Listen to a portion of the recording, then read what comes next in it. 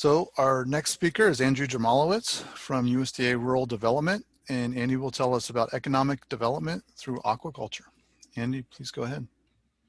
Okay, thank you, Karen, and thanks for the opportunity to join this webinar today. Good morning to everybody. My name is Andy Jermolowicz. I am currently the Director of the Business Development Division within Rural Business Cooperative Service in Rural Development. And as Dr. Silverstein shared with you earlier, I'm going to talk to you about a portion of the work that's being done through NTSC and the Aquaculture Subcommittee, particularly relating to the executive order that was issued earlier in 2020. And for anybody there who's kind of wondering what a guy from rural development's doing in the aquaculture space, well, RD is one of the lead mission areas within the department in administering funds, and the suite of programs that RD administers covers all aspects of economic development, from infrastructure, utilities, housing, to the business development piece. And that does include aquaculture. So can we go to the next slide? I'm just going to start out by giving you some overarching considerations that we're taking into account with the plan. As Dr. Silverstein noted, of the three groups of the research, regulatory, and economic development, we are the, I won't say behind, because I don't think we're behind. We started later than the others.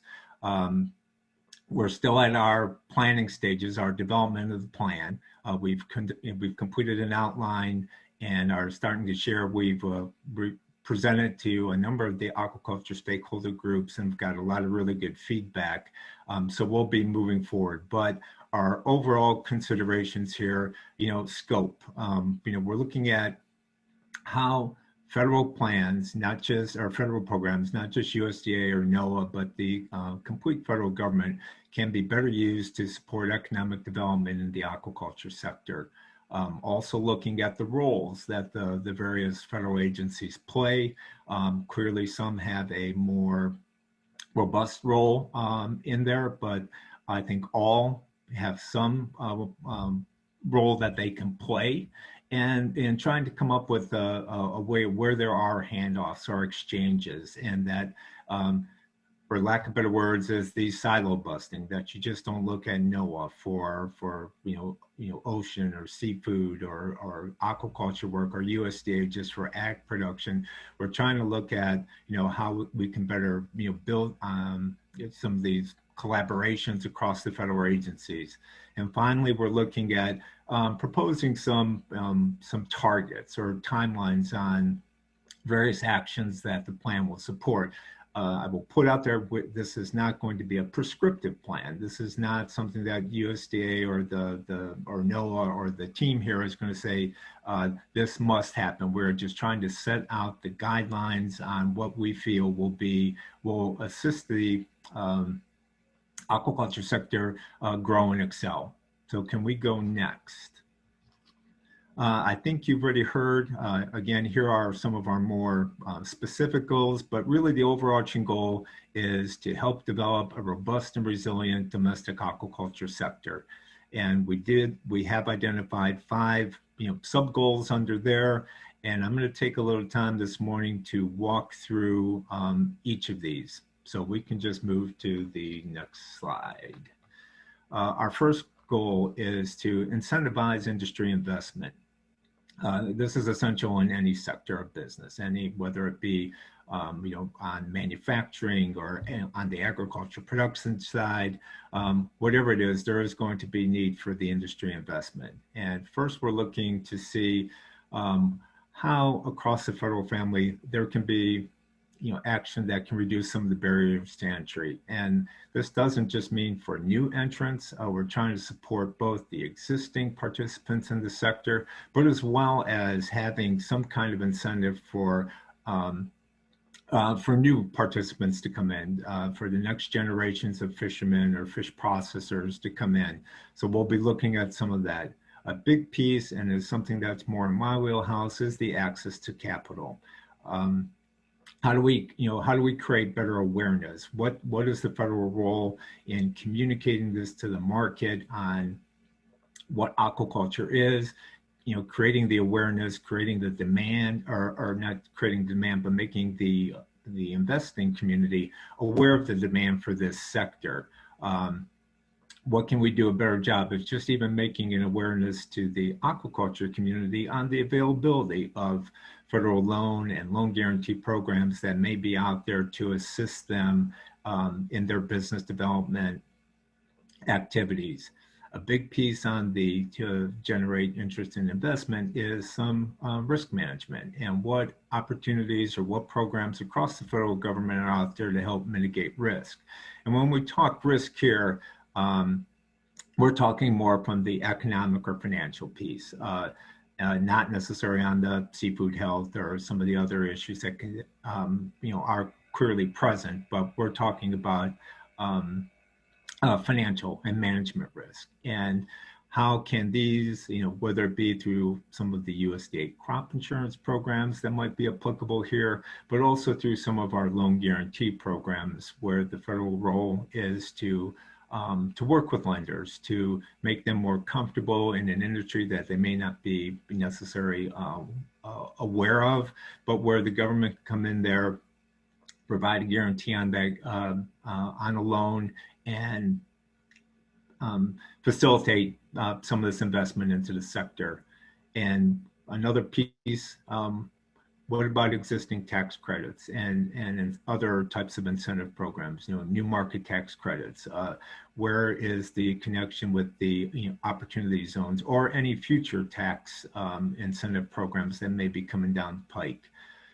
We're talking about building up the data, improving the data collection at all levels. Data is essential now to establish some metrics, to be able to communicate the importance. You've heard a lot already on the significance that the sector plays in our economy, but this is another piece that will be covered in the plan.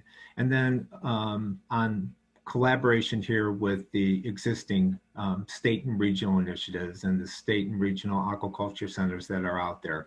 How can there be a better relationship from the federal side and the state and local side? And we can go to the next slide, please. For our second goal 2 on supporting infrastructure and workforce development.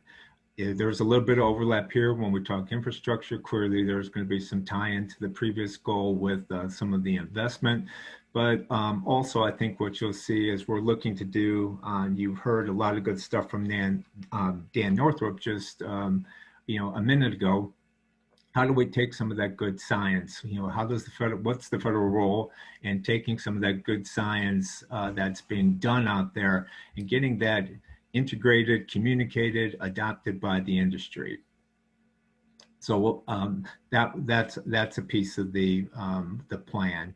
And what we're really looking at too is we talked about the not just the existing, how we are today, but the future. If there is the expansion that we are all confident and hopeful that there will be, there is going to be a strong need for a workforce. And so where is the federal role through some of our programs to help the industry educate, train, develop that skilled workforce that the aquaculture sector will need, whether that be through support of training programs or certification through our 4-year or community colleges, the provision of some, business planning, training on the business planning, again, because this is business. You've got to make money to stay engaged here. So what opportunities are there across the federal state to be supportive in this capacity? And let's go to goal 3. Next slide. Thank you. I think this is a really important one, and probably what most people are interested in is, again, we've heard that we are reliant on a lot of, imported seafood. So what can we do, or what are the role of the federal programs to expand market opportunities for U.S. aquaculture products, and both, domestically and internationally? And a big piece there is, again, on, programs that can help with producers on product development. Are there value, how do we, facilitate the development of value-added products for the institutional, retail customers, new products, new species that, may be integrated into the marketplace. I'm sorry, excuse me, I lost my place here. Just the marketing of U.S. Seafood products. Excuse me. Communication of what we talked about is an alternative protein source, the health benefits to the diet, and again, as I think it's been presented here too, the safety of the quality that U.S. seafood is produced, the ability to have that traceability and insurance to the consumer, that they know where their seafood's coming from and they know that it's been produced humanely, sustainably, will be important. Along this line too, when we're talking product development, that there is a number of opportunities for the federal government to support innovation centers, either through the private sector or through the universities, that can assist with some of this development of, work directly with a seafood business or an individual seafood producer to assist them in developing a value-added products on some of that, and again, on how they can provide some technical assistance to better integrate technology and automation. So let's go to slide 4, or the goal 4, please. Thank you. Another piece that you're looking at too is just given the nature, the geography, is is there an opportunity to integrate fishing and aquaculture business with recreational communities and interest on waterfronts, and are there opportunities there to help a community develop it could be a lagging, it could be an underutilized waterfront now that could be enhanced with a integration of some seafood aquaculture fishery piece to it. Again, we're going to reiterate the public education and outreach programs, the health benefits of seafood, the elevation of aquaculture within the department, that when you think USDA, you're not just thinking of crops and livestock, but that you're also thinking of aquaculture. Some educational pieces is where can we help assist in the development of just consumer information, to work at the retail sector, at the fish counter of your local grocery, that when the consumer comes in, what can be done there to educate them, introduce them to some new opportunities, new ways that they can expand their diets through recipes, and what are the opportunities then also to do more of a national campaign. Not necessarily, we're not promoting this, but I think many of you are familiar with campaigns like Got Milk, or the pork, the other white meat thing. This could be an opportunity for seafood. How do we better get this? Again, it's an awareness to stimulate demand for seafood products. And we can go next. And finally, what we're, again, overall piece is to maximize the effectiveness of federal programs. There are a lot of programs there. And as I mentioned earlier, rural development administers over 40 programs. Many people are probably not even aware of it. While our space is particularly rural areas, we're putting out approximately $50 billion annually. We maintain a portfolio of investments of $225 billion, making us the equivalent of a mid-sized bank. And it is just creating that awareness that there are these opportunities across the federal agency. And I'm just speaking about one.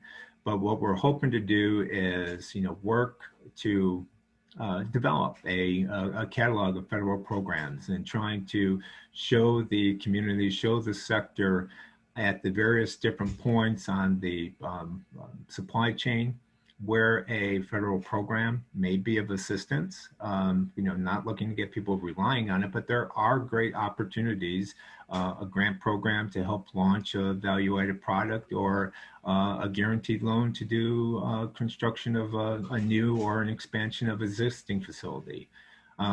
Again, looking to see how we can partner this, how we can help communicate to the industry that it's not just NOAA, it's not just Commerce, it's not just USDA. How do we collectively communicate the message that the federal government does have programs and is in a position to assist the industry?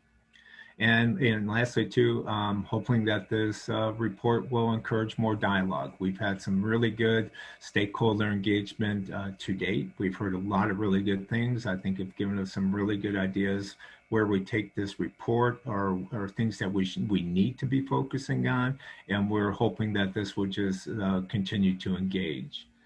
And I think I'm to my last.